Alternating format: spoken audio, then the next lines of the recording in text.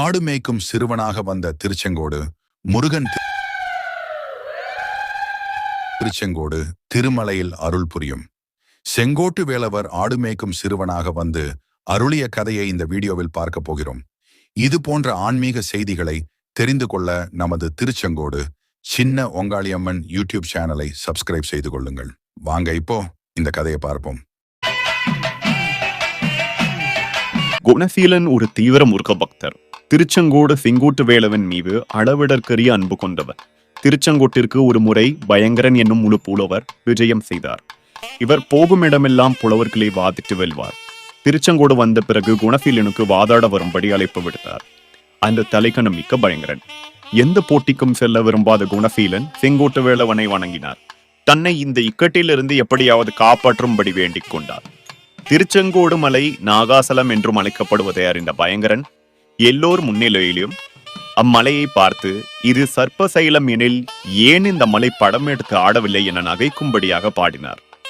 திடீரென்று மனதில் குழப்பம் எழுந்து வெண்பாவை முடிக்க முடியாமல் திணறினார்.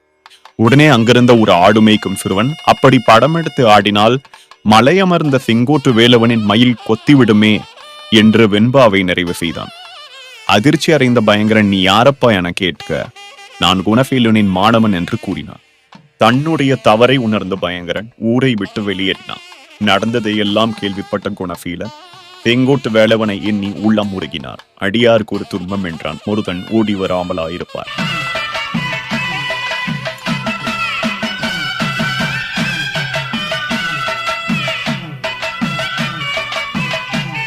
திருச்செங்கோடு திருமலையில் அருள் புரியும் செங்கோட்டு வேலவர் ஒரு கையில் வேலும் இன்னொரு கையில் சேவலை பிடித்தபடியே காட்சி தருகிறார்.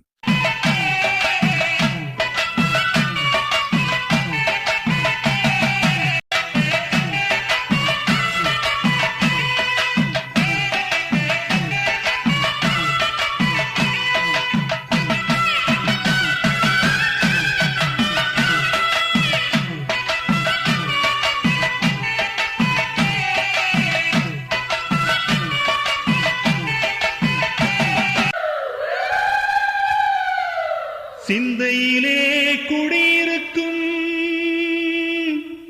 செங்கோட்டு வேலன்,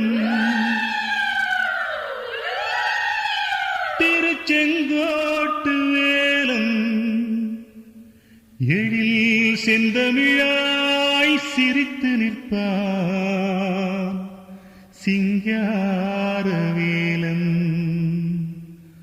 அருள் தந்தாடும் பாலன்.